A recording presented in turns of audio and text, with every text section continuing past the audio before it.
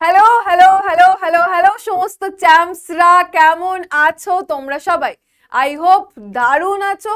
আর আমরা পড়তে পড়তে পড়তে পড়তে চলে এসেছি, আর মাত্র অল্প কয়েকটা চ্যাপ্টার্সই আমাদের বাকি আছে। তো আমরা পড়া তো শুরু করবোই, তার আগে তোমাদের সকলকে আমাদের পিডব্লিউ বাংলার এই অ্যামেজিং প্ল্যাটফর্মে ওয়েলকাম জানাই। তো নিজেদের মনের মধ্যে নিশ্চয়ই এখন খুব এক্সাইটমেন্ট, কারণ এখন যতটা না 8-এর পড়া পড়বে তার থেকে বেশি এক্সাইটমেন্ট আর কিছুদিন পরেই 9-এ উঠবে, তাই না?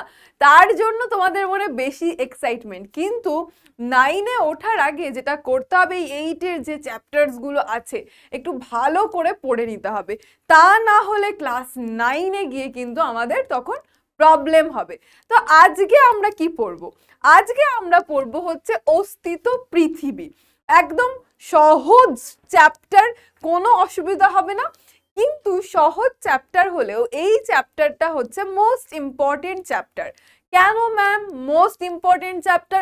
আমার ফার্স্ট সামেটিভে হয়ে গেছে ম্যাম, আমি কিছু না পড়েই পরীক্ষা দিয়ে এসেছি, আর আমি পড়বো না ম্যাম, আর আমার পড়ার দরকার নেই।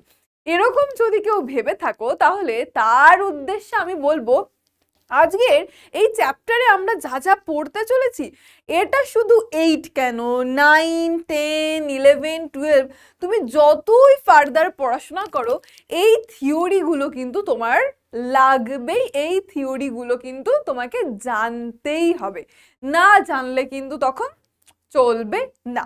তো চলো আমরা আজকে একদম সহজ করে বুঝে নেব, কিন্তু তার আগে তোমাদের কিছু, যেটা আমরা বলে দিই প্রতিটা ক্লাসেই, সেটা হচ্ছে যারা যারা এখনো পর্যন্ত আমাদের পিডব্লিউ অ্যাপটাকে ব্যবহার করছো না তাদের জন্য বলা যে পিডব্লিউ অ্যাপটা কিন্তু ইনস্টল করে নাও। মোবাইল নাম্বার দিয়ে কি করবে, সাইন ইন করবে, এবং আমাদের যে ব্যাচ নেম, সেই ব্যাচ নেমটা কিন্তু তোমাকে সমস্ত কিছু, এই যে আমাদের ক্লাস চলছে নির্মাণ বাংলাতে, কখন কি ক্লাস হবে, কবে হবে না, কোন টাইমে হবে, সমস্ত কিছুর জন্য কিন্তু তোমাকে আমাদের এই ব্যাচটাকে এনরোল করে নিতে হবে। একদম properly with proper spelling search করবে, দিয়ে একদম ফ্রিতে এনরোল করবে, এবং তারপরে সমস্ত নোটস, প্র্যাকটিস সেট, সমস্ত যা যা কিছু আমরা দিচ্ছি, আমি দিচ্ছি বা অন্যান্য স্যার ম্যামরা দিচ্ছে, সমস্ত কিছু তুমি একদম পেয়ে যাবে তোমার হাতের মুঠোয়। তাই অবশ্যই কিন্তু করে নিও। তো চলো এইবার আমরা দেখব যে আজকে আমরা কি পড়তে চলেছি। আজকে আমরা পড়বো কন্টিনেন্টাল ড্রিফট থিওরি। মানে কি ম্যাম, মানে কি ম্যাম, মানে কি ম্যাম? মহি সঞ্চরণ তত্ত্ব আজকে আমরা পড়তে চলেছি, এবং তার পাশাপাশি আমরা প্লেট টেকটনিক থিওরি, পাত সংস্থান তত্ত্ব সম্পর্কেও একটু জেনে নেব। তাহলে এই দুটো কনসেপ্ট কিন্তু তোমাদের যত তোমরা পড়াশোনা করবে ফার্দার জিওগ্রাফি নিয়ে, তখন কিন্তু এই দুটো কনসেপ্ট ছাড়া একেবারেই কিন্তু চলবে না। এছাড়া রয়েছে ভলক্যানিজম, অগ্নুৎগম সম্পর্কে পড়বো, আর্থকোয়েক, ভূমিকম্প সম্পর্কে পড়বো, এবং এই স্লাইডে একটা জিনিস মিসিং রয়েছে। সেই মিসিং জিনিসটা কি কে কে বলতে পারছো বা কে কে বুঝতে পারছো আমাকে কমেন্ট করে জানাও।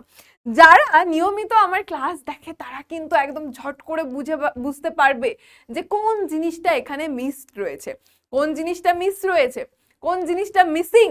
সেটা হচ্ছে ম্যাম এক্সারসাইজ। তাহলে কি এক্সারসাইজ হবে না?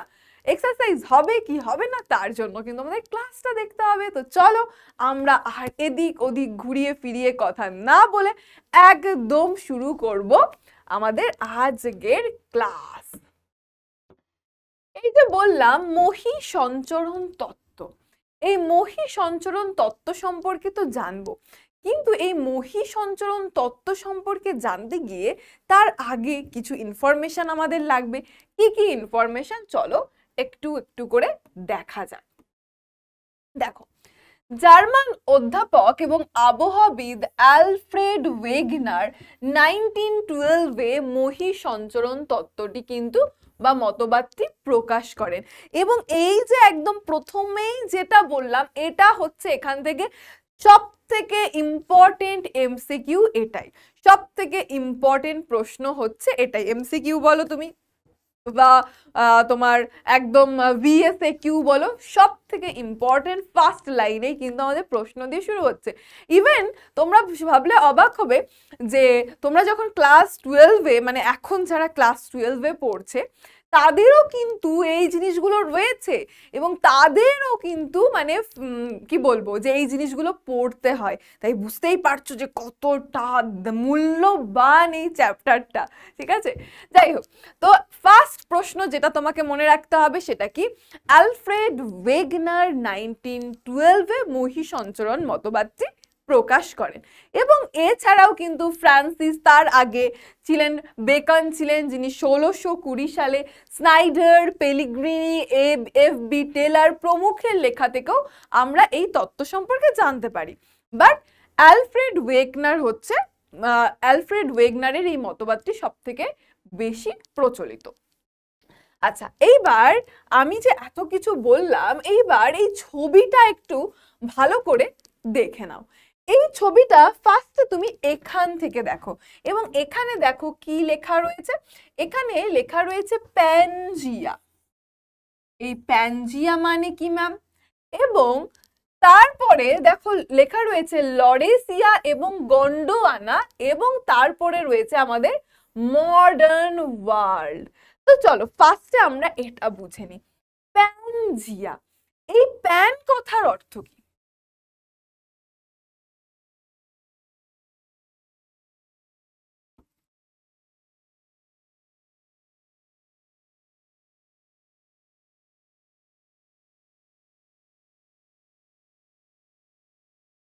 প্যান কথার অর্থ হচ্ছে অল। একটু কালার কম্বিনেশনটা একটু ভুল হচ্ছে, চলো একটু কালার কম্বিনেশনটা একটু ঠিকঠাক করা যাক। আচ্ছা, হ্যাঁ, এবার আই থিঙ্ক সবার কাছে ভিজিবল হচ্ছে। তো প্যান কথার অর্থ হচ্ছে অল, এবং জিয়া কথার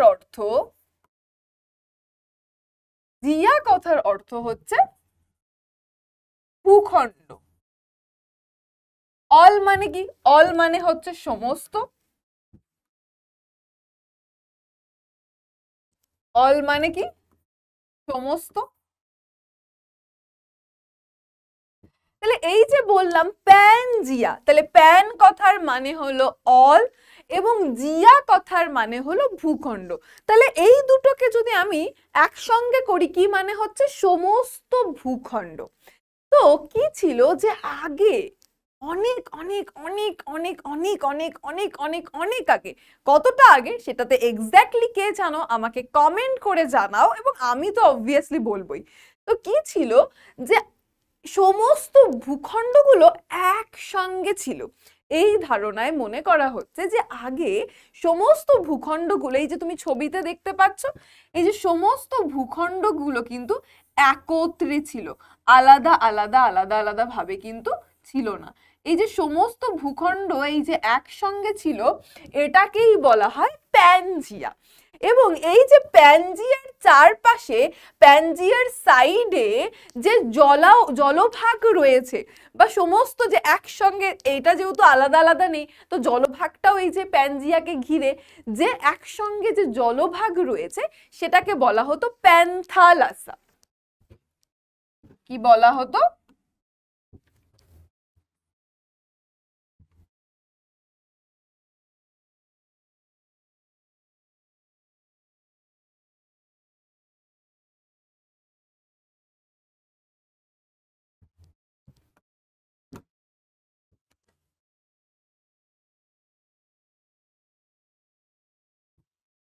প্যান্থালাসা।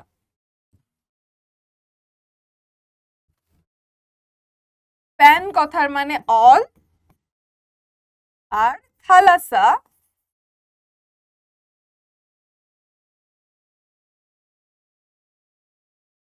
সমুদ্র বা জলভাগ। ওকে, তাহলে এই প্যানজিয়াকে ঘিরে যে একসঙ্গে এই যে জলভাগটা ছিল সেটাকেই বলা হতো প্যান্থালাসা। তাহলে আগে সমস্ত ভূখণ্ডটা একসঙ্গে ছিল। এইবার তারপর কি হয়, এই প্যানজিয়াটার মধ্যে ভাঙন শুরু হয়, এবং ভাঙনের ফলে দেখো এই যে আলাদা আলাদা হয়ে গেছে, দেখতে পাচ্ছ এখন কিন্তু এটা কি হয়ে গেছে, আলাদা আলাদা কিন্তু হয়ে গেছে। এবং ক্রমশ এইভাবে কিন্তু এই যে এখন মডার্ন ওয়ার্ল্ডে দেখো north America, south America, Africa, Eurasia এইভাবে কিন্তু বিচ্ছিন্ন হয়ে কিন্তু পড়েছে। তাহলে প্যানজিয়া অর্থাৎ কি মাই ডিয়ার স্টুডেন্ট? প্যানজিয়া অর্থাৎ সমস্ত ভূখণ্ডগুলো যখন একসঙ্গে ছিল। প্যানথালাসা কি? এই প্যানজিয়াকে ঘিরে যে জলভাগটা ছিল সেটাই হচ্ছে প্যানথালাসা। তো চলো আমরা এই সম্পর্কে আরো আরো আরো আরো একটু ডিটেলে বোঝার চেষ্টা করি। দেখো, তাহলে এই যে প্যানজিয়া আর প্যানথালাসার কথা তোমাকে বললাম, এটা কি হয়, জোয়ারি স্রোতের প্রভাবে এই প্যানজিয়াটা ভেঙে যায়। এই প্যানজিয়াটা ভেঙে গিয়ে দুটো ভাগে বিভক্ত হচ্ছে। সেই দুটো ভাগের কি কি নাম? একটার নাম হচ্ছে লরেশিয়া, আরেকটার নাম হচ্ছে গন্ডোয়ানা ল্যান্ড। তাহলে কি বললাম? একটার নাম লরেশিয়া, আরেকটা গন্ডোয়ানা ল্যান্ড। এবং এই লরেশিয়া আর গন্ডোয়ানা ল্যান্ডের মধ্যে যে জলভাগটা ছিল, যে অগভীর খাতটা ছিল, সেটার নাম কি? সেটার নাম হচ্ছে টেথিস। সেটার কি নাম মাই ডিয়ার স্টুডেন্ট? টেথিস। দেখো, এর উত্তর অংশটার নাম হয়ে যায় আঙ্গারা ল্যান্ড বা লরেশিয়া, এবং দক্ষিণ যে অংশটা সেটা হচ্ছে গন্ডোয়ানা ল্যান্ড। আর এদের মাঝখানে কি ছিল? এদের মাঝখানে ছিল টেথি সাগর। তাহলে প্যানজিয়া ভেঙে যায়, প্যানজিয়া ভেঙে গিয়ে দুটি অংশে ভাগ হয়, উত্তর দিকেরটা লরেশিয়া, দক্ষিণ দিকেরটা গন্ডোয়ানা ল্যান্ড। এবং এদের মাঝে যে অগভীর যে সাগরটা ছিল বা জলভাগ ছিল সেটা হচ্ছে টেথিস মহিকা। তো আমাকে বলো, এইটুকুর মধ্যে আমি যা যা বললাম সেইটুকু আমার পুচকি পুচকি স্টুডেন্টসদের কাছে, সবার কাছে একদম ডান ডানাডান ডান কিনা, সবার কাছে একদম ক্লিয়ার কিনা, আমাকে তাড়াতাড়ি তাড়াতাড়ি করে কমেন্ট সেকশনে জানাও। কমেন্ট সেকশনে জানানোর পরে আমি কিন্তু চেক করব যে তোমরা জানিয়েছো কি জানাওনি, ঠিক আছে? তো এটা হলো আমাদের যে মহিসঞ্চরণ তত্ত্ব। আচ্ছা, এরপরে এগুলো আরো ভেঙে যায়। কিভাবে কি ভেঙে যায় চলো একটু ছবির থ্রুতে আমরা বোঝার চেষ্টা করি। তাহলে দেখো, কার্বনিফেরাস যুগে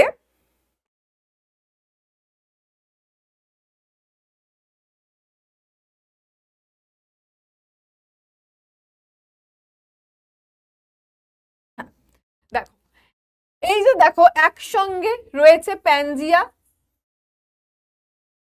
প্যানজিয়া একসঙ্গে রয়েছে। এরপর এটা কার্বনিফেরাস যুগ। এরপরে দেখো ট্রিয়াসিক যুগে, দেখো এগুলো কিন্তু একসঙ্গে ছিল, আস্তে আস্তে দেখো এরা অল্প অল্প করে বিচ্ছিন্ন হয়েছে, দেখতে পাচ্ছ? দেখতে পাচ্ছ এগুলো অল্প অল্প করে কিন্তু কি হয়েছে? বিচ্ছিন্ন হয়েছে। এবং তারপর দেখো আরো বিচ্ছিন্ন হয়েছে। এই এই এই ছবিটা, এই ছবিটা, এবার এই ছবিটার মধ্যে দেখো এগুলো আরো বিচ্ছিন্ন হয়েছে। এইভাবে জুরাসিক যুগ গেছে, তারপর ক্রিটেসাস যুগে দেখো আরো বিচ্ছিন্ন হয়েছে। এবং এটা হচ্ছে এখন বর্তমান অবস্থা। এটা কি এখন বর্তমান অবস্থা? দেখতে পাচ্ছ উত্তর আমেরিকা, দক্ষিণ America, Europe, Asia, Africa, Australia, Antarctica. তাহলে আগে ছিল এরকম প্যানজিয়া একসঙ্গে, দিয়ে ক্রমশ উইথ টাইম কিন্তু এখন বর্তমানে কিন্তু এইরকম ভাবে কিন্তু এটা অবস্থান করছে। এবং এক্ষেত্রে একটা টার্ম তোমাদেরকে বলবো, সেটা কি? সেটা হচ্ছে জিগসফিট। দেখো, এবার আলাদা আলাদা বিচ্ছিন্ন ভাবে তো এখন অবস্থান করছে, কিন্তু যদি তোমরা ভালোভাবে দেখো এই ছবিটা সবগুলো কিন্তু একই, কিন্তু আমি আলাদা আলাদা তিনটে ছবি কেন রেখেছি? কেন রিয়া ম্যাম কেন রেখেছেন আপনি একই জিনিস বোঝানোর জন্য তিনটে আলাদা ছবি? যাতে আমার স্টুডেন্টসদের কাছে অনেক ছবি থাকলে তাদের বুঝতেও সুবিধা হবে, এবং যাতে তোমাদের মধ্যে এই কনসেপ্টটা একদমই যাতে তোমরা না ভোলো, মানে ভোলার যাতে কোনো অবসর না পাও, সেই জন্যই কিন্তু এতগুলো ছবি রাখা। দেখো, তাহলে এটা দেখো এখন এই যে আমাদের বর্তমান অবস্থা, এখন এইভাবে কিন্তু মহাদেশগুলো অবস্থান করছে। এইবার তুমি এই ছবিটাও সেম। এইবার তুমি যদি এইখানে ভালো করে দেখো, এই যে রয়েছে সাউথ আমেরিকা এবং এই যে আফ্রিকা, এই সাউথ আমেরিকা আর আফ্রিকা এই দুটোকে যদি, এটাকে যদি আমি এদিকে আনি বা এটাকে এদিকে আনি, তাহলে দেখো এই দুটো পুরো খাপে খাপে মিশে যাচ্ছে।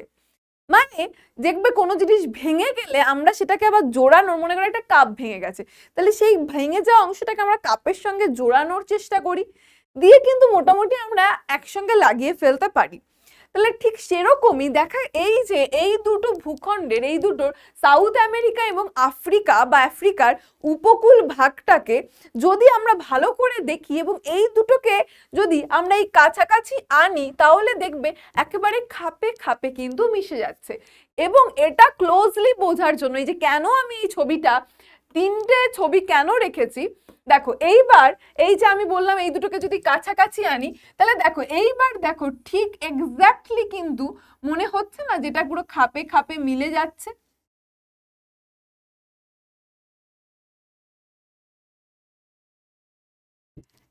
আগে এগুলো কি বলা হচ্ছে যে একসঙ্গে ছিল, তাই না, একসঙ্গে ছিল। তো সেই মহিসঞ্চরণ তত্ত্বের থ্রুতেই কিন্তু আমরা এই জিনিসটাও পাচ্ছি, বলতে পারো প্রমাণ হিসেবে। এবং এই যে খাপে খাপে মিলে যাচ্ছে, এটাকেই জিগস ফিট বলা হয়। কি বলা হয়?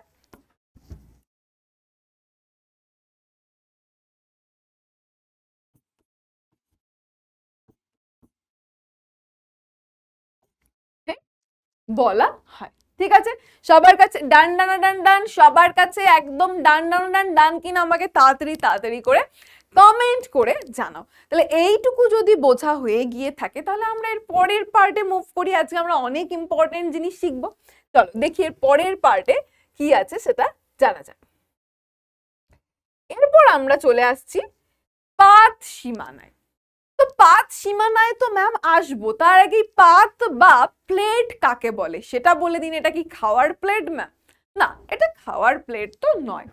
প্লেট বা পাত কি, এটা যারা যারা এর আগের ক্লাসটা আমার দেখেছো, পৃথিবীর অন্দরমহল বলে যে ক্লাসটা আমি নিয়েছি, যারা যারা দেখোনি তারা ঝটপট ঝটপট করে দেখে নাও। তো সেই অন্দরমহল চ্যাপ্টারে কিন্তু ছিল ব্যাপারটা, যেখানে আমি তোমাদেরকে অ্যাস্থেনোস্ফিয়ার পড়িয়েছি। অ্যাস্থেনোস মানে কি? দুর্বল। অ্যাস্থেনোস্ফিয়ারটা কি? একটা দুর্বল স্তর। সেখানে কি রয়েছে? সমস্ত কিছু অর্ধ তরল অবস্থায় বা সান্দ্র অবস্থায় রয়েছে। তো এই অ্যাস্থেনোস্ফিয়ারের ওপরেই এই প্লেটগুলো রয়েছে, কঠিন ভূত্বকীয় অংশ, যেটা কিন্তু চলমান, যেটা কিন্তু কি হচ্ছে? মুভমেন্ট হচ্ছে। কিন্তু সেই মুভমেন্টটা হচ্ছে খুবই ধীর গতিতে। সেই কারণেই যে প্লেটগুলো চলে সেগুলো আমরা বুঝতে পারি না। এখান থেকে এইরকম প্রশ্নও তোমাকে দেবে যে আমরা এই পাত সঞ্চালন যে হচ্ছে, পাতগুলো যে মুভ করছে, এটা তুমি আমি বা আমরা বুঝতে পারি না কেন? তার কারণ হচ্ছে এই মুভমেন্টটা খুবই ধীরে হচ্ছে, অত্যন্ত ধীর গতিতে হচ্ছে। সে কারণে কিন্তু তুমি আমি আমরা কেউই এই মুভমেন্টটা বুঝতে পারি না। কিন্তু যখন এই মুভমেন্টটা খুব জোরালো হয়, তখন কিন্তু আমরা বুঝতে পারি। বুঝতে পারি কিভাবে বুঝতে পারি? তখন এই যে ভূমিকম্প হচ্ছে, তখন কিন্তু আমরা ওটা তো বুঝতে পারি না, বাট এটার যে আউটার কামে যে এফেক্টটা হচ্ছে সেটার থ্রুতে আমরা বুঝতে পারি। যাই হোক, তাহলে পাত কি? যে পাত হচ্ছে শিয়াল ও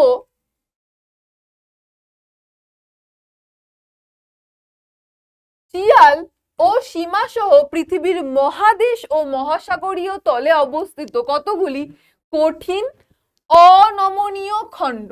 তাহলে এটা পাত কি? কঠিন অনমনীয় খণ্ড, যেটা কোথায়? অ্যাস্থেনোস্ফিয়ারের ওপর ভাসছে। কিসের ওপর ভাসছে মাই ডিয়ার স্টুডেন্ট? অ্যাস্থেনোস্ফিয়ারের ওপর ভাসছে।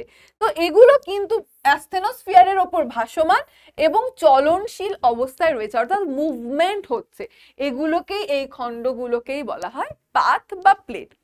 মনে করেন যে পৃথিবীতে কতগুলো বড় পাত আছে, কতগুলো মাঝারি পাত আছে এবং কতগুলো ছোট পাত আছে, আমাকে কমেন্ট করে কিন্তু জানাও। 7টি বড় পাত রয়েছে, মাঝারি আর ছোট পাত কতগুলো রয়েছে আমাকে নিচে কমেন্ট করে জানাও। তাহলে পাত সম্পর্কে জানলাম, এইবার আসবো আমরা পাত সংস্থান তত্ত্বে। বাট তার আগে এই যে বললাম 7টি বড় পাত রয়েছে, সেই 7টি বড় পাত তোমাদেরকে দেখিয়ে দিই। দেখো 7টি বৃহৎ পাতের মধ্যে কি কি রয়েছে? প্রশান্ত মহাসাগরীয় পাত রয়েছে, ইউরেশীয় পাত রয়েছে, উত্তর আমেরিকান পাত রয়েছে, দক্ষিণ আমেরিকান পাত রয়েছে, ভারতীয় পাত রয়েছে, আফ্রিকান পাত রয়েছে এবং অ্যান্টার্কটিকা পাত কিন্তু রয়েছে। তো এখানে তোমরা দেখতে পাচ্ছ এই যে আফ্রিকান পাত, এই যে দেখতে পাচ্ছ, ভারত অস্ট্রেলিয়ান পাত, এরপর দক্ষিণ আমেরিকান পাত, প্রশান্ত মহাসাগরীয় পাত, উত্তর আমেরিকান পাত, ইউরেশীয় পাত। তাহলে এই যে সমস্ত কিন্তু 7টি বড় পাত কিন্তু এখানে দেখানো হয়েছে এবং ভালো করে কিন্তু দেখে নিও। তাহলে এই যে সমস্ত বড় বড় পাতগুলো কিন্তু তোমাকে কি দেখানো হলো। এইবার এইবার আসবো আমরা এই ছবিটার ক্ষেত্রে। একদম মন দিয়ে সুন্দর করে খানিকক্ষণ এই ছবিটা দেখো এবং ছবিটা দেখতে থাকো, এবং তারপর আমি হচ্ছে জিনিসটা তোমাদেরকে বুঝিয়ে দিচ্ছি। হ্যাঁ, দেখো এখানে আমি এ, B R C, A B C K নিয়ে এসেছি। এই এ বি সির মধ্যে কিন্তু এই তীর চিহ্ন যেগুলো রয়েছে, এই তীর চিহ্নগুলোকে কিন্তু তোমাকে ভালো করে খেয়াল করতে হবে। তাহলে এই এ বি সি ছবির মধ্যে কি বোঝানো হচ্ছে দেখো। এইখানে দেখো এই যে দুটো পাত, দুটো ভূত্বকীয় পাত, আচ্ছা সহজে বলি, দুটো পাত, দুটো প্লেট রয়েছে এখানে। এই দুটো প্লেট কি হচ্ছে দেখো, এটা কোন দিকে যাচ্ছে, এই দিকে চলে যাচ্ছে। এই পাতটা কোন দিকে যাচ্ছে, এই দিকে চলে যাচ্ছে। তাহলে এরকম ছিল, এই পাতটা এদিকে চলে যাচ্ছে, এই পাতটা এদিকে চলে যাচ্ছে। অর্থাৎ এরা একে অপরের থেকে ঝগড়া হলে যেরকম মুখ দেখবো না, হ্যাঁ ও ওদিকে গেছে, বন্ধুর সঙ্গে তোমার ঝগড়া হয়েছে, ও ওই দোকানে খাবার খাচ্ছে, আমি খাবোই না, আমি এই দোকানে খাবার খাবো। ঠিক আছে, তাহলে দুটো পাত কি হচ্ছে, দুটো পাত একে অপরের দিকে নয়, বিপরীত দিকে সরে যাচ্ছে। এটা এদিকে মুভমেন্ট হচ্ছে, এটা এদিকে মুভমেন্ট হচ্ছে। এই যে বিপরীত দিকে যে দুটো পাত সরে যাচ্ছে, যে পাত সীমানা বরাবর, সেটা হচ্ছে কি অপসারী পাত সীমান্ত। তাহলে যে সীমানা বরাবর দুটি পাত বা দুটি ভূত্বকীয় পাত একে অপরের থেকে দূরে সরে যাচ্ছে, সেটাকে আমরা বলছি অপসারী পাত সীমান্ত।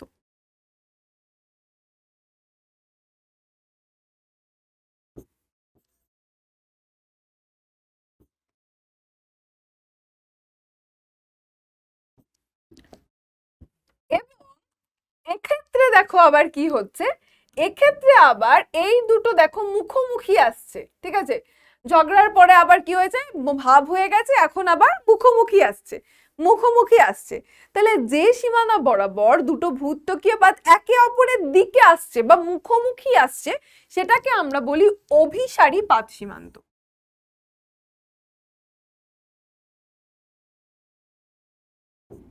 অভিসারী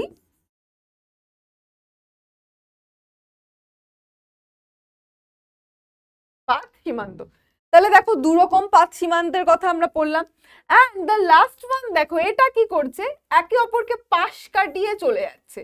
একে অপরে কি হচ্ছে, পাশ কাটিয়ে চলে যাচ্ছে। ঠিক আছে, বা একে অপরে পরস্পর কি হচ্ছে, যে সমান্তরালে চলে যাচ্ছে। ঠিক আছে, তো এখানে কি হচ্ছে, এই দুটো পাত কি হচ্ছে, একে অপরকে পাশ কাটিয়ে চলে যাচ্ছে।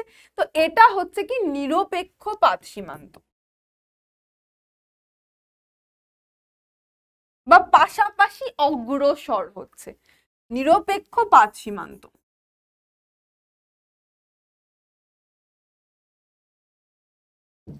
তাহলে এই 3 রকম পাত সীমান্তের কথা পড়লাম। তাহলে কি কি বললাম চলো একটু রিভাইজ করে নি।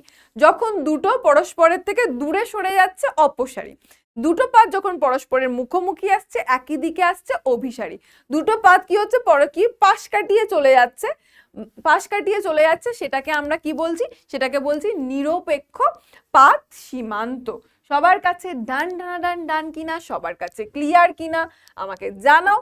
এবং চলো এগুলো তোমাদেরকে একটু ডেফিনেশনটা আমি লিখে দিই এবং এর এক্সাম্পলটাও বলে দিই।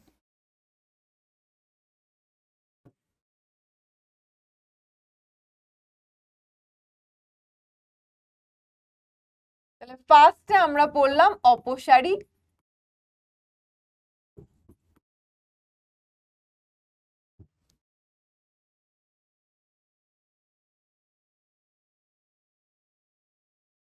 অপসারী পাত সীমানা।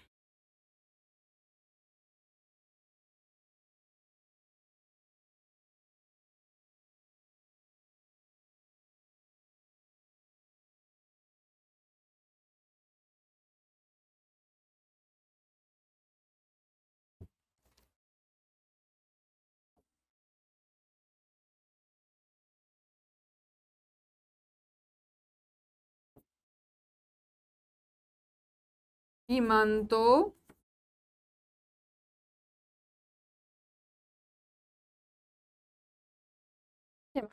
আচ্ছা, আমরা কোথায় ছিলাম? আমরা ছিলাম এখানে।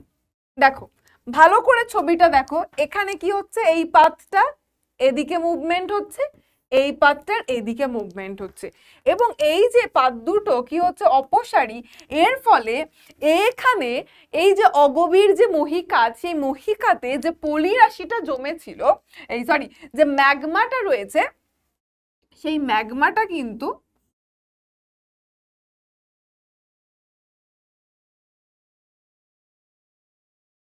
এই যে ওপরের দিকে কিন্তু কি হচ্ছে, ওপরের দিকে কিন্তু উঠে আসছে। ঠিক আছে, চল তাহলে অপসারী পাত সীমান্তটা লিখব, যে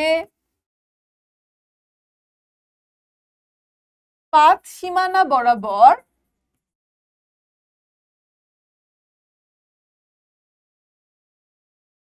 দুটি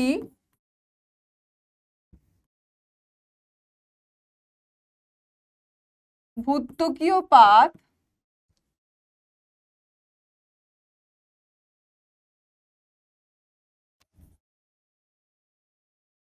পরস্পরের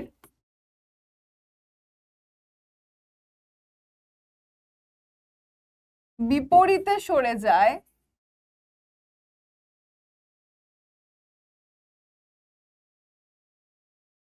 তাকে অপসারী পাত সীমান্ত বলে।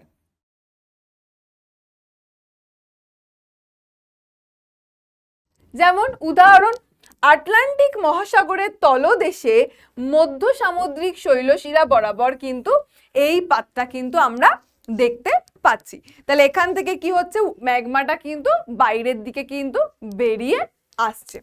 নেক্সট আমরা জানবো কি, নেক্সট আমরা জানবো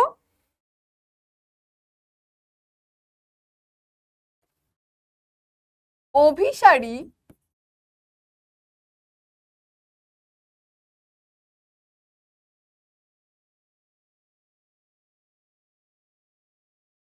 পাত সীমান্ত।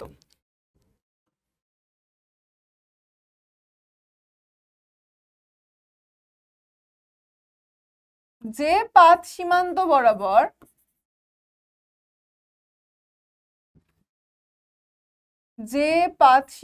বরাবর দুটি ভূত্বকীয়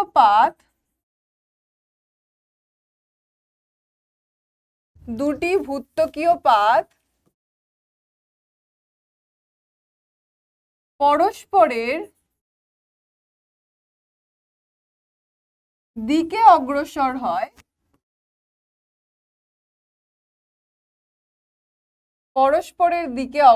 হয়, তাকে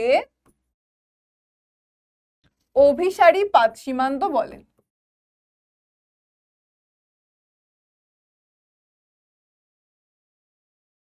তাকে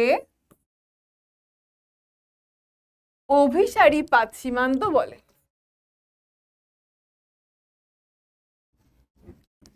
দেখো এখানে কি হচ্ছে, দেখো এই পাতটা এদিকে অগ্রসর হচ্ছে, এই পাতটা এদিকে অগ্রসর হচ্ছে, তাহলে এই পাত দুটো কি হচ্ছে, মুখোমুখি এসে কি হবে, ধাক্কা লাগবে। ঠিক আছে, এবং এই অভিসারী পাত সীমান্তকে আরেকটা নাম আছে, এটাকে ধ্বংসাত্মক পাত সীমান্ত বলা হয়। কি বলা হয়? ধ্বংসাত্মক।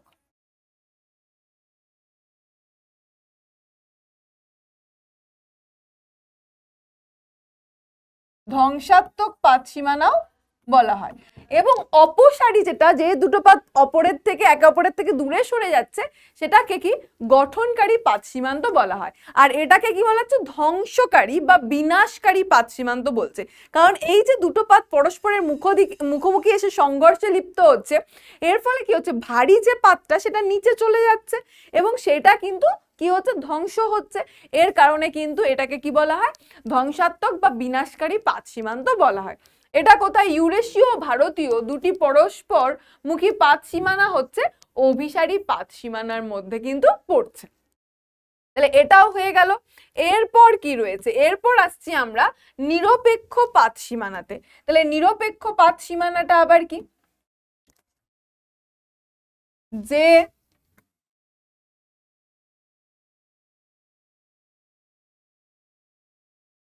পাত সীমানা বরাবর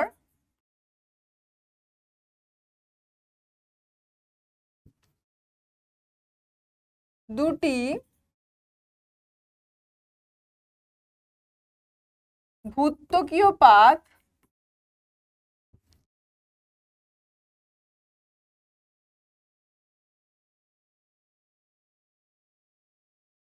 যে পাত সীমানা বরাবর দুটি ভূত্বকীয় পাত পরস্পর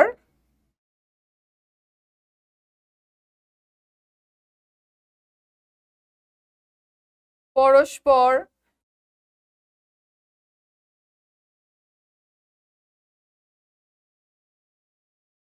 ঘর্ষণ করে পাশ কাটিয়ে চলে যায়,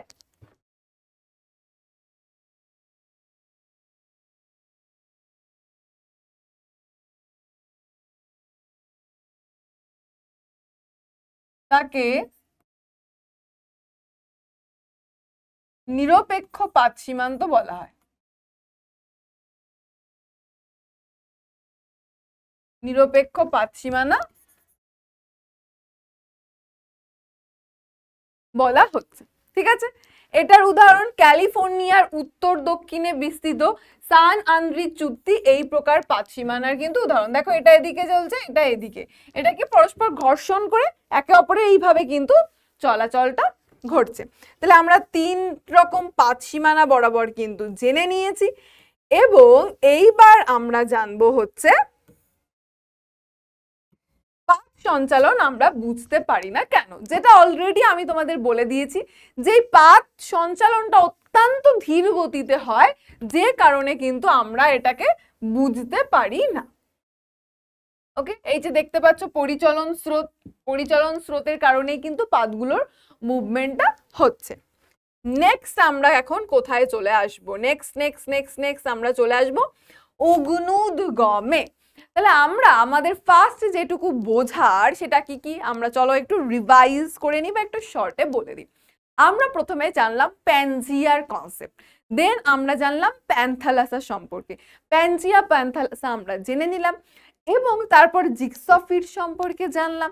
তারপর আমরা প্লেট টেকটনিক থিওরি, আচ্ছা এই প্লেট টেকটনিক থিওরির জনককে, পিচকে কিন্তু পাত সংস্থান তত্ত্বের জনক বলা হয়, আর উইলসন প্রথম পাত কথাটাকে কিন্তু ব্যবহার করেন। এছাড়াও এই যে থিওরির পিছনে কিন্তু রয়েছে আরো অনেকে কিন্তু রয়েছে, যেমন রয়েছে তোমার পার্কার, ম্যাকেনজি, এরাও কিন্তু রয়েছে।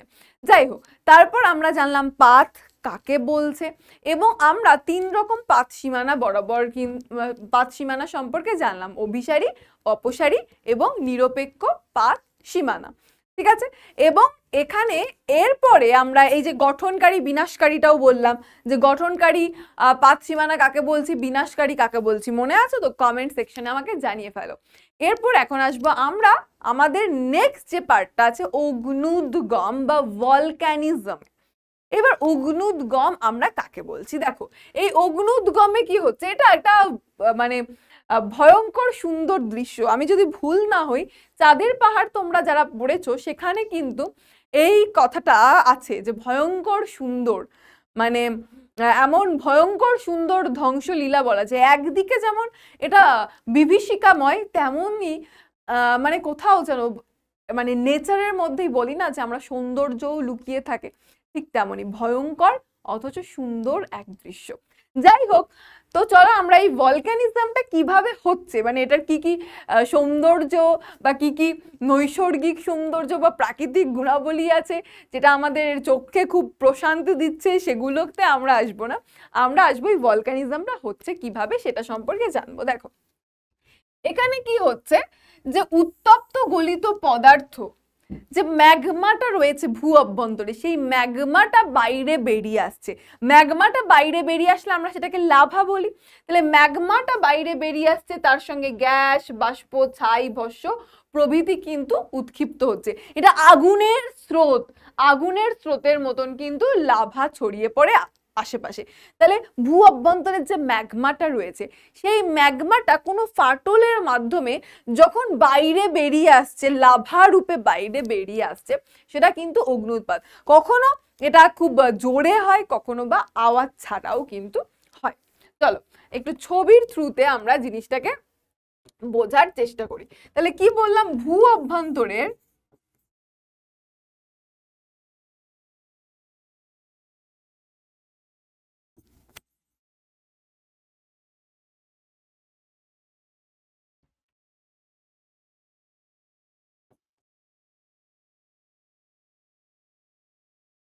ম্যাগমা লাভা রূপে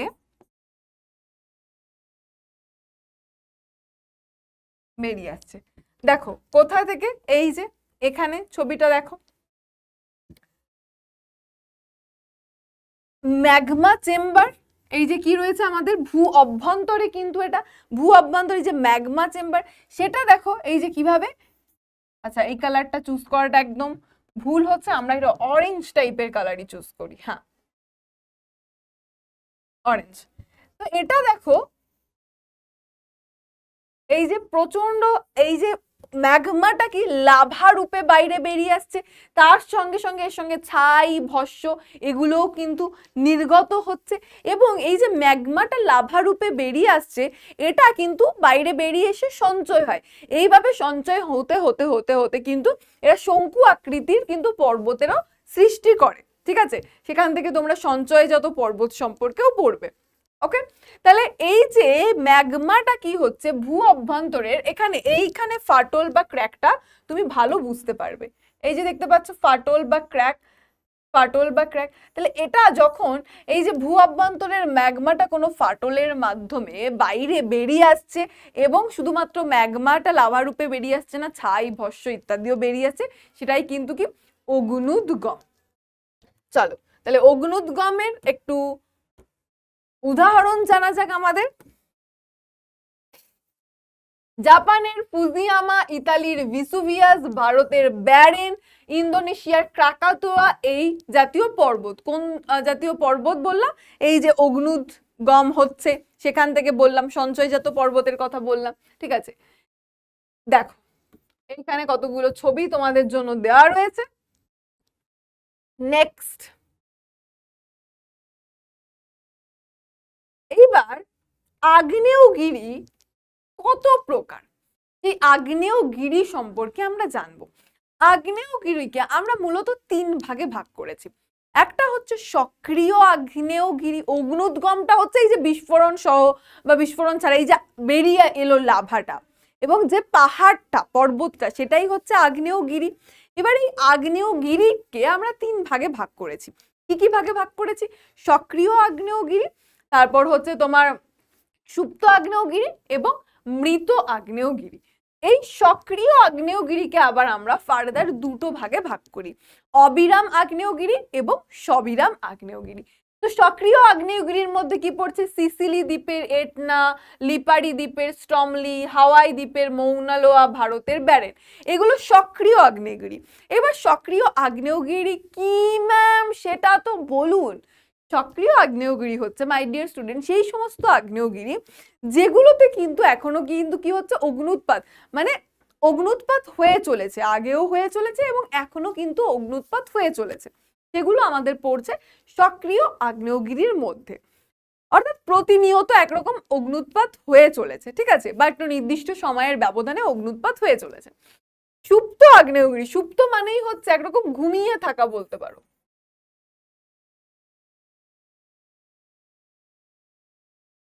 আমরা বলি না যে মনের মধ্যে কি সুপ্ত বাসনা রয়েছে বল, এই বাসনা বলতে গিয়ে আমার একটা হাঁচি আস্তে আস্তে এলো না। ওকে, যাই হোক, তো সক্রিয় আগ্নেয়গিরি হচ্ছে যেগুলোতে আগেও অগ্নুৎপাত হয়েছে এবং এখনো অগ্নুৎপাত হয়ে চলেছে, সেগুলো সক্রিয় আগ্নেয়গিরি। সুপ্ত মানে হচ্ছে একরকম ঘুমিয়ে থাকা। এবার ঘুমিয়ে থাকলে কি আমরা যে কোনো টাইমে জেগে উঠতে পারি, তাই না? তুমি ঘুমিয়ে আছো অনেকক্ষণ ঘুমাচ্ছ, হঠাৎ করে তো তুমি একসময় জেগে উঠবে। তাহলে সুপ্ত আগ্নেয়গিরি হচ্ছে যে আগ্নেয়গিরিগুলো থেকে অনেকদিন আগে অগ্নুৎপাত হয়েছে, ঠিক আছে? এই মুহূর্তে সেটা থেকে অগ্নুৎপাত হচ্ছে না, অনেকদিন আগে অগ্নুৎপাত হয়েছে, এখন হচ্ছে না, কিন্তু ভবিষ্যতে কিন্তু অগ্নুৎপাত হওয়ার সম্ভাবনা রয়েছে। মানে ঘুমিয়ে পড়লে যেমন আমরা জেগে উঠতে পারি, ঠিক তেমনই এই সুপ্ত আগ্নেয়গিরিগুলো হচ্ছে মোস্ট ডেঞ্জারাস, ঠিক আছে? এগুলোতে অনেকদিন আগে অগ্নুৎপাত হয়েছে, এখন অগ্নুৎপাত হচ্ছে না, কিন্তু ভবিষ্যতে কিন্তু যে কোনো সময় অগ্নুৎপাত হতে পারে। তো এটা হচ্ছে আমাদের সুপ্ত আগ্নেয়গিরি। এর মধ্যে রয়েছে জাপানের ফুজিয়ামা, ইন্দোনেশিয়ার ক্রাকাতোয়া।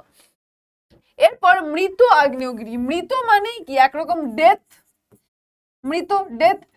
যে আগ্নেয়গিরিগুলো থেকে অনেক আগে অগ্নুৎপাত হয়েছে, এখন অগ্নুৎপাত হচ্ছে না এবং ভবিষ্যতেও অগ্নুৎপাত হওয়ার কোনো সম্ভাবনা নেই। সুপ্ততে কি আবার ভবিষ্যতে হতে পারে, যে কোনো টাইমে জেগে উঠতে পারে, বাট মৃত আগ্নেয়গিরিতে ভবিষ্যতেও অগ্নুৎপাত হওয়ার সম্ভাবনা নেই। সেগুলো হচ্ছে আমাদের মৃত আগ্নেয়গিরির মধ্যে পড়ছে। মায়ানমারের পোপো কিন্তু এরকম মৃত আগ্নেয়গিরির মধ্যে পড়লো। তো এখান থেকে কিন্তু এইগুলোর ডেফিনেশন কাকে বলে এবং এগুলোর উদাহরণ তোমাকে অবশ্যই অবশ্যই ভালো করে কিন্তু মনে রাখতে হবে। উদাহরণগুলো কিন্তু ভালো করে মনে রেখো এবং এগুলোর সংজ্ঞাটাও ভালো করে মনে রেখো। নেক্সট চলো তোমাদেরকে একটু ছবি দেখানো যাক। এটা হচ্ছে ইটালিয়ার ভিসুভিয়াসের ছবি, এটা হচ্ছে মাউন্ট পোপো, ঠিক আছে? আচ্ছা, একটা মনে হচ্ছে মিস হয়ে গেল।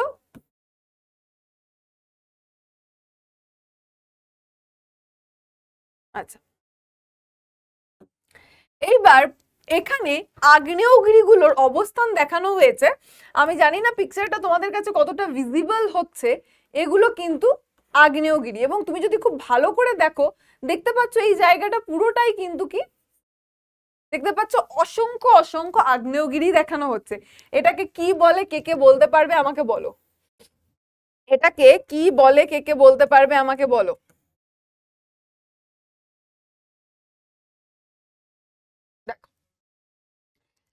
অভিসারী, অপসারী এবং নিরপেক্ষ পাত সীমান্ত।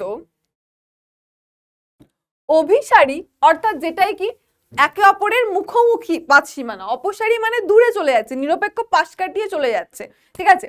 সেই সমস্ত ধরনের পাত সীমানায় ভূমিকম্প কিন্তু হয়, কিন্তু অভিসারী পাত সীমানায় অর্থাৎ যেটা কি পরস্পরের দিকে সরে যাচ্ছে, পরস্পর মুখোমুখি এগিয়ে আসছে, সংঘর্ষে, ফাইটিং, সেখানে কিন্তু তীব্র কিন্তু ভূমিকম্প হয়ে থাকে।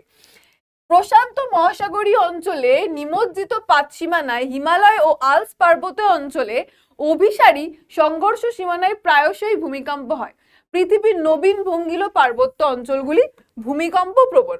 এটা বলে রাখলাম তার কারণ হচ্ছে, দেখো পৃথিবীর অধিকাংশ যে জীবন্ত আগ্নেয়গিরির কথা বললাম অর্থাৎ সক্রিয় আগ্নেয়গিরি প্রশান্ত মহাসাগরকে বলয়ের মতন ঘিরে রেখেছে।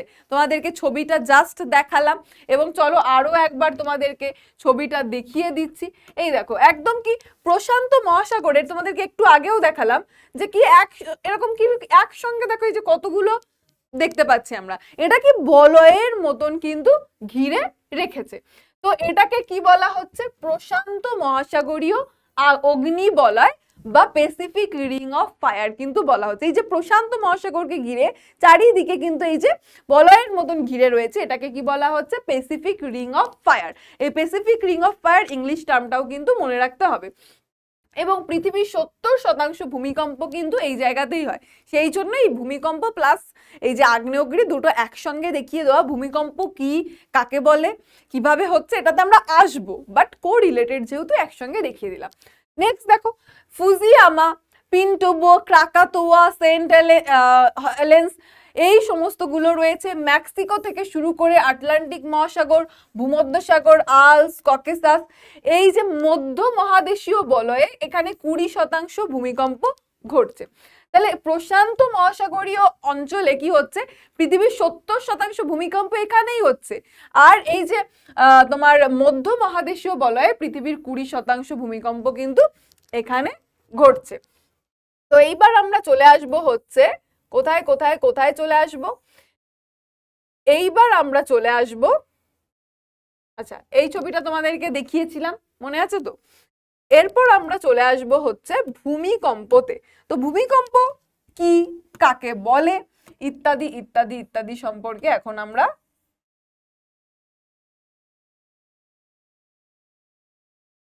জানবো।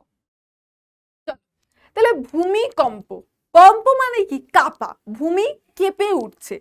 কি হচ্ছে? আমাদের ভূমিটা, মাটিটা কেঁপে উঠছে। আর্থকুয়েক, এটা কি হচ্ছে? প্রাকৃতিক বা অপ্রাকৃতিক কারণে এটা ক্ষণস্থায়ী, অল্প সময়ের জন্য, যখন এই যে ভূমি আন্দোলন হচ্ছে, ঠিক আছে, আন্দোলন মানে প্রতিবাদ বলতে চাইছি না, কেঁপে উঠছে, সেটাকেই কিন্তু আমরা ভূমিকম্প বলছি। দেখো, হঠাৎ যখন কেঁপে উঠছে ভূপৃষ্ঠের কোনো অংশ ক্ষণিকের জন্য, কোনো প্রাকৃতিক বা অপ্রাকৃতিক কারণে ভূপৃষ্ঠের কোনো অংশ ক্ষণিকের জন্য কেঁপে উঠলে সেই আকস্মিক ক্ষণস্থায়ী ভূকম্পনকে কি বলা হয়? সেই আকস্মিক ক্ষণস্থায়ী ভূকম্পনকে ভূমিকম্প বলে। প্রতি মুহূর্তে পৃথিবীর কোথাও না কোথাও ভূমিকম্প হচ্ছে, যেগুলো মানে ভূমিটা যখন অসামান্য কেঁপে উঠছে সেটা আমরা বুঝতে পারি না, কিন্তু যখন এটা একটা নির্দিষ্ট মাত্রা ছাড়িয়ে যায় তখন কিন্তু আমরা বুঝতে পারি। কিভাবে তীব্রতা মাপা হয়, কখন কি, সমস্ত কিছুতে আমরা এখন এই মুহূর্তে কিন্তু জানতে চলেছি।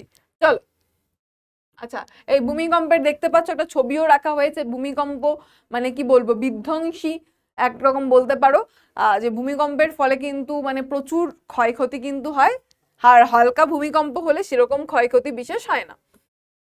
তো ভূমিকম্প, ভূমিকম্প আমরা বুঝলাম, ভূমি কেঁপে উঠছে। এইবার ভূমিকম্পের কেন্দ্র কোথায়, ভূমিকম্প কোথায় ক্রিয়েট হচ্ছে, কোথায় তারপর আসছে আমাদের নিচে একদম ভূ অভ্যন্তরে হচ্ছে, তাহলে আবার এখানে আমরা কেঁপে উঠছে, এই জিনিসগুলো কি চলো একটু বোঝা যাক। দেখো, ভূপৃষ্ঠের নিচে ভূ অভ্যন্তরে যেখানে ভূমিকম্পটা সৃষ্টি হচ্ছে, এটা কি? ভূ অভ্যন্তরে, এই যে দেখো বাড়ি ঘর সব উপরে রয়েছে, এটা ভূপৃষ্ঠ। এই যে সবুজ যে জায়গাটা দেখছো এটা ভূপৃষ্ঠ, ঠিক আছে। আর এই যে আউট, আচ্ছা আমি একটা মার্জিনের মতন টেনে দিই তাহলে তোমাদের বুঝতে সুবিধা হবে। এই যে নিচের দিকটা, এই যে আমি যে পার্পল কালারের লাইন করে দিয়েছি, নিচে হচ্ছে ভূ অভ্যন্তর। তো ভূ অভ্যন্তরে আমরা জানি কি, প্লেটগুলো চলছে, চলমান অবস্থায় রয়েছে, তাই না? অভিসারী অপসারী নিরপেক্ষ তো তোমাদেরকে পড়িয়েই এলাম। তাহলে কি হচ্ছে, এই যে প্লেটগুলো চলছে এর ফলে কি একটা আন্দোলন হচ্ছে, কেঁপে উঠছে। তাহলে ভূমিকম্প যেখানে অ্যাকচুয়ালি সৃষ্টি হচ্ছে সেই জায়গাটাকে কি বলা হচ্ছে? ভূমিকম্পের কেন্দ্র। এটা হচ্ছে ভূমিকম্পের কেন্দ্র। এইবার এটা তো ভূ অভ্যন্তরে হচ্ছে, মাটির নিচে হচ্ছে, কিন্তু এই ভূমিকম্পর কেন্দ্র যখন এই উল্লম্ব ভাবে এই যে উঠে আসছে, তাহলে এই যে দেখো ভূপৃষ্ঠে চলে এলো, এটা ভূ অভ্যন্তর ছিল, এটা এখন ভূপৃষ্ঠ।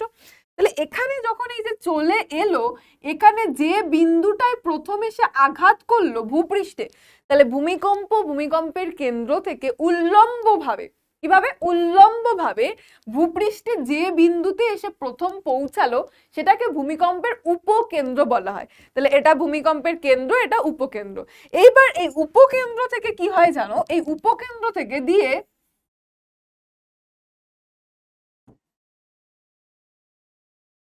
এইরকম ভাবে কিন্তু কি হচ্ছে, চারিদিকে কিন্তু ছড়িয়ে পড়ে, ঠিক আছে, এইরকম ভাবে কিন্তু চারিদিকে ছড়িয়ে পড়ে। ওকে, এটাকে বলে ভূমিকম্প তরঙ্গ। তাহলে এই ছবিটার মাধ্যমে আমরা কিন্তু ভূমিকম্পের কেন্দ্র, ভূমিকম্পের উপকেন্দ্র, ভূমিকম্প তরঙ্গ বুঝে নিলাম। তাহলে ভূমিকম্প যেখানে ক্রিয়েট হচ্ছে ভূ অভ্যন্তরে, সেটা হলো আমাদের ভূমিকম্পের কেন্দ্র। কেন্দ্র থেকে ভূপৃষ্ঠে এসে প্রথমে যে জায়গায় এসে ধাক্কা খাচ্ছে বা এসে পৌঁছাচ্ছে সেটা হচ্ছে উপকেন্দ্র। সেই উপকেন্দ্র থেকে এইরকম এরকম এরকম এরকম করতে করতে চারিদিকে ছড়িয়ে পড়ছে, সেগুলো হচ্ছে ভূমিকম্প তরঙ্গ। তো আই হোপ এইটুকু তোমাদের একদম ডান ডানাডান ডান, এবং ডান ডানাডান হয়ে গেলে এইবার আমরা চলে আসব এর নেক্সট পার্টে। এইবার ভূমিকম্পের তরঙ্গটাকে না তিনটে ভাগে আমরা ভাগ করেছি। কি কি তরঙ্গ? একটা হচ্ছে পি তরঙ্গ, এস তরঙ্গ, এল তরঙ্গ। কি কি বললাম একটু ছোট করে লিখে দিই।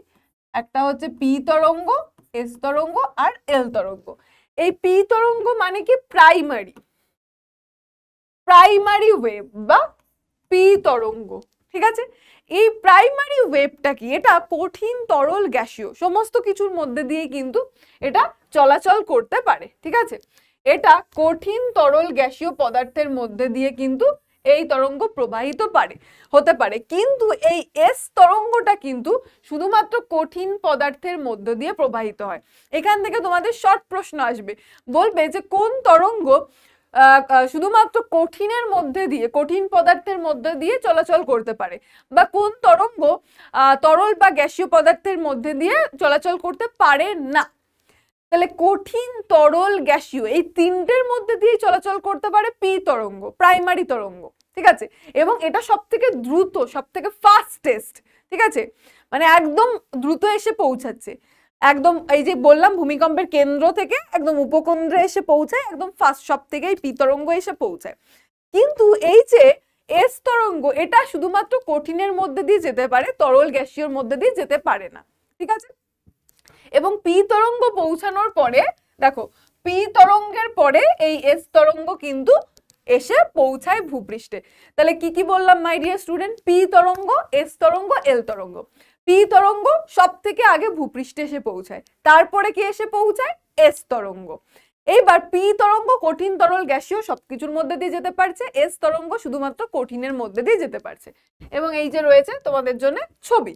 এইবার এরপরে আরেকটা যে তরঙ্গ বলছি সেটা হচ্ছে এল তরঙ্গ। এল তরঙ্গ বা পৃষ্ঠ তরঙ্গ। এই এল তরঙ্গটাকে না আবার দুটো ভাগে ভাগ করা হয়েছে। সেটা কি কি? এল তরঙ্গকে ভাগ করা হয়েছে একটা লাভ তরঙ্গ, ঠিক আছে, লাভ তরঙ্গ, আরেকটা হচ্ছে র্যালে তরঙ্গ।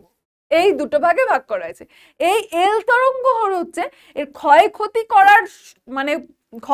করার যে শক্তি, সেটা হচ্ছে এল তরঙ্গের সবচেয়ে বেশি। ঠিক আছে,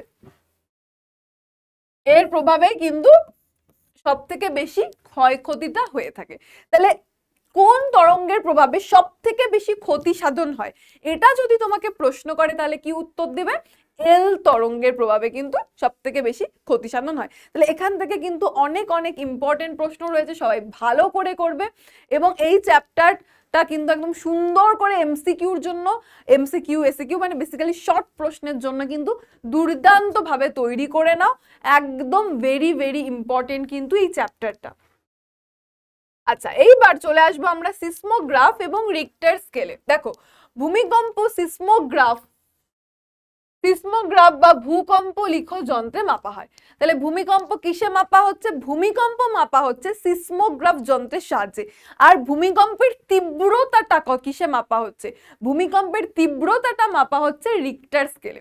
তাহলে ভূমিকম্প মাপা হচ্ছে ভূমিকম্প লিখো বা সিসমোগ্রাফ যন্ত্রে। ঠিক আছে, এবং এরপর আসবো আমরা রিক্টার স্কেলে, যে ভূমিকম্পের ক্ষয়ক্ষতি বা তীব্রতার মাত্রাটা মাপা হচ্ছে ভূমিকম্প আর ভূমিকম্পের তীব্রতা, ভূমিকম্পের তীব্রতাটা মাপা হচ্ছে রিক্টার স্কেলে কিন্তু মাপা হচ্ছে। ঠিক আছে, 1960 সালে চিলির ভূমিকম্পে মাত্রা ছিল 8.5 কিন্তু ছিল। নেক্সট আমরা চলে আসবো সুনামি। এই সুনামিটা কিসের জন্য হচ্ছে? এই সুনামি হচ্ছে সমুদ্র তলদেশে মনে করো ভূমিকম্প হলো,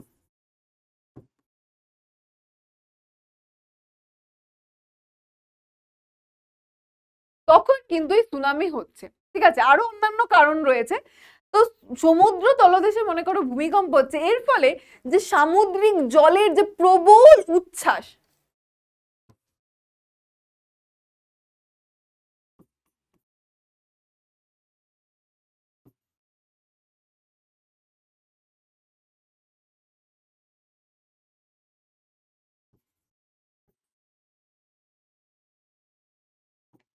বিশাল বিশাল বড় বড় বড় বড় ঢেউ করে একদম উঁচু হয়ে আছড়ে পড়ছে সমুদ্র উপকূল ভাগে, সেটাই কিন্তু কি সুনামি।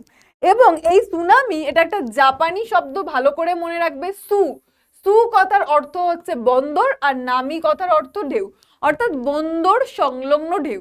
এটাও প্রশ্নে আসে যে সুনামি একটি কি ধরনের শব্দ? সুনামি একটি জাপানি শব্দ।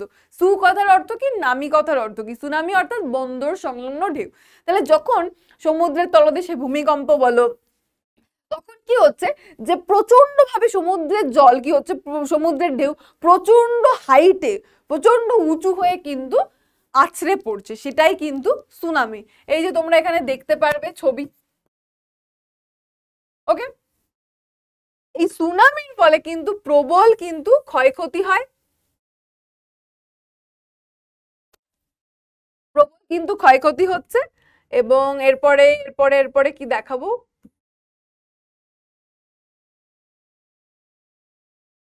এরপর আমরা চলে আসবো, হ্যাঁ এটা এক্সাম্পলে চলে আসবো। 26শে ডিসেম্বর 2004 সালে ইন্দোনেশিয়ার সুমাত্রা দ্বীপের কাছে ভারত মহাসাগরের নিচে রিক্টার স্কেলে 8.9 মাত্রায় ভূমিকম্প হয় এবং তার প্রভাবে কিন্তু ভয়ঙ্কর জলোচ্ছ্বাস হয়, যেটা ভারত সহ দক্ষিণ পূর্ব এশিয়ার 11টা দেশে বহু ক্ষয়ক্ষতি করে। এবং দেখতেই পাচ্ছ কি হিউজ পরিমাণ মানুষের কিন্তু মৃত্যু হয়েছিল। তাহলে এই সুনামি, ভূমিকম্প তো হয়েছে 8.9 রিক্টার স্কেলে 8.9 মাত্রায় ভূমিকম্প হয়েছে, মানে অত্যন্ত তীব্রই ভূমিকম্প, যেটা কিন্তু কি করেছে 11টি দেশে কিন্তু বহু কিন্তু ক্ষতি সাধন কিন্তু করেছে এবং অসংখ্য মানুষের, অসংখ্য অসংখ্য অসংখ্য মানুষের কিন্তু মৃত্যু হয়েছে। নেক্সট এইবার আসবো আমরা,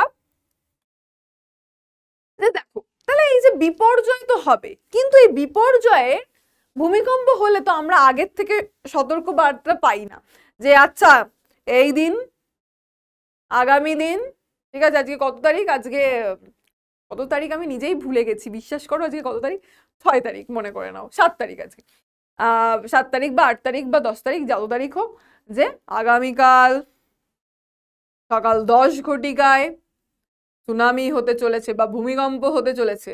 আপনাদের সকলকে জানানো যাইতেছে যে সবাই নিরাপদ স্থানে থাকবেন এবং মানে উপযুক্ত সমস্ত ব্যবস্থা নিয়ে থাকবেন, এরকম তো কিছু জানা যায় না। ভূমিকম্পের ক্ষেত্রে আমরা আগে থেকে সতর্ক বার্তা পাই না।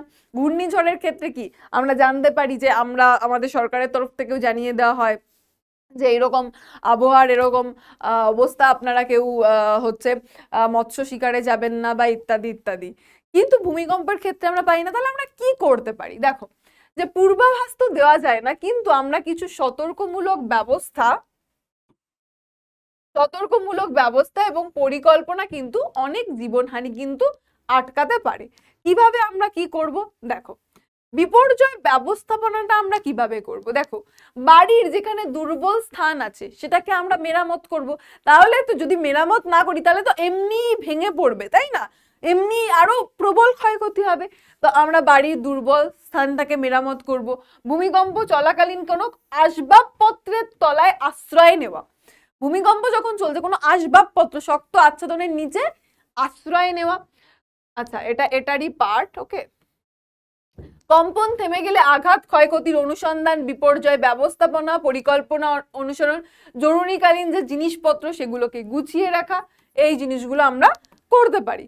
আর কি করতে পারি, ধরো মনে করো হঠাৎ কোনো জায়গায় একটা ভূমিকম্প শুরু হয়েছে, তাহলে তখন তুমি কি করবে, যত তাড়াতাড়ি সম্ভব বাড়ি বা স্কুল থেকে বেরিয়ে কোনো খোলা জায়গায় যাবে, গিয়ে কোনো গাছের তলায় দাঁড়াবে না, খোলা জায়গায় যাবে। গাছের তলায় দাঁড়ালে গাছটা তোমার উপর পড়ে গেল, তাহলে কি হবে, তাই না, মানে এরকম ভগবান না করুক, ঠিক আছে।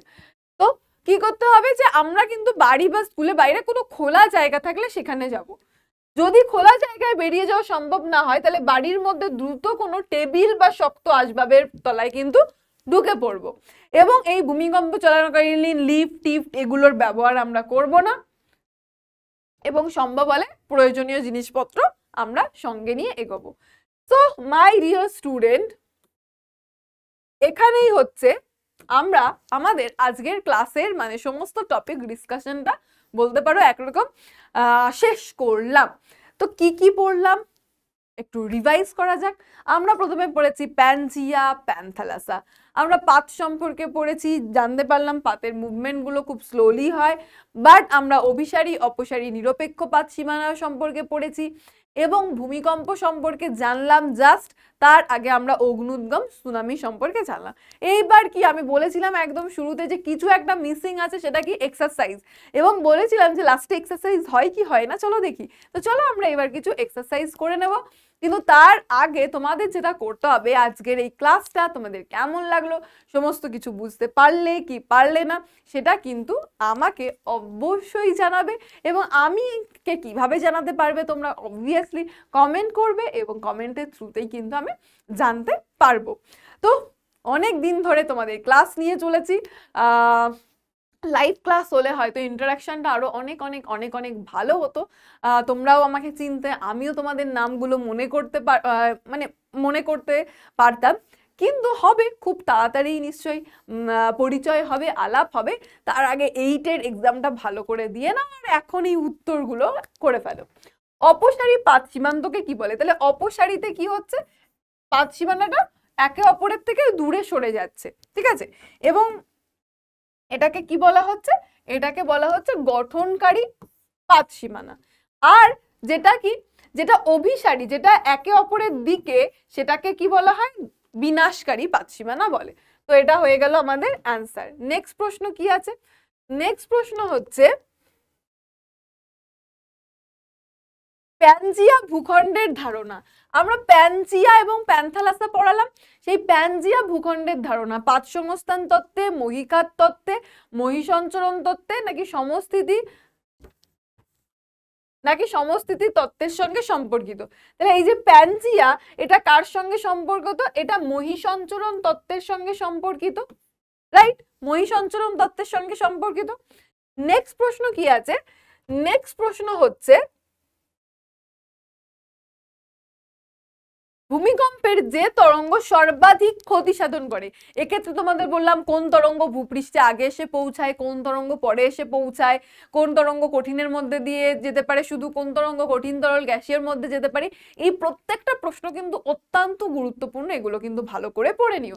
এবং এটা বলছে যে ভূমিকম্পের যে তরঙ্গ সব থেকে বেশি ক্ষতি সাধন করে, ক্ষয়ক্ষতি করছে, হচ্ছে তোমার এল তরঙ্গ বা পৃষ্ঠ তরঙ্গ, ঠিক আছে। নেক্সট, আচ্ছা, ভূমিকম্পের তীব্রতা মাপক যন্ত্র হলো seismograph, seismogram, Richter scale, Fujita scale. তাহলে ভূমিকম্পের তীব্রতা বলেছে, তীব্রতা মাপা হয় হচ্ছে রিক্টার স্কেলের থ্রুতে, ঠিক আছে। এবং রিক্টার স্কেলের মাত্রা কত থেকে কত থাকে আমাকে কমেন্ট করে জানাও। নেক্সট,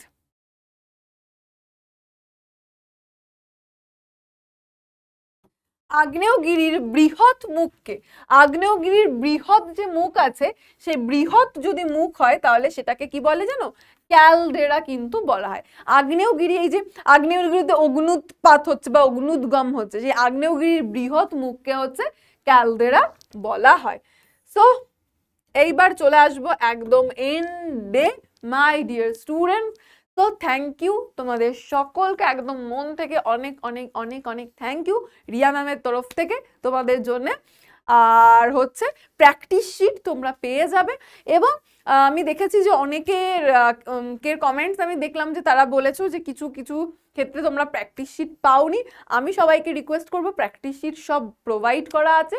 তোমরা অ্যাপে গিয়ে যদি কোনোটার প্র্যাকটিস শিট তোমার কাছে মিসিং হয়ে থাকে, তুমি অ্যাপে যাও এবং অ্যাপে গিয়ে দেখবে আমি যতগুলো চ্যাপ্টার আজ পর্যন্ত পড়িয়েছি সমস্ত কিছুর প্র্যাকটিস শিট তোমরা সেখানে পেয়ে যাবে। সেগুলো ভালো করে পড়ো। এবং তোমাদের সমস্ত চ্যাপ্টার্স থেকে কিন্তু 5 মার্কসের প্রশ্ন আসবে না, কিছু কিছু চ্যাপ্টার্স থেকে শুধু 1 বা 2 নাম্বারেরই প্রশ্ন আসবে।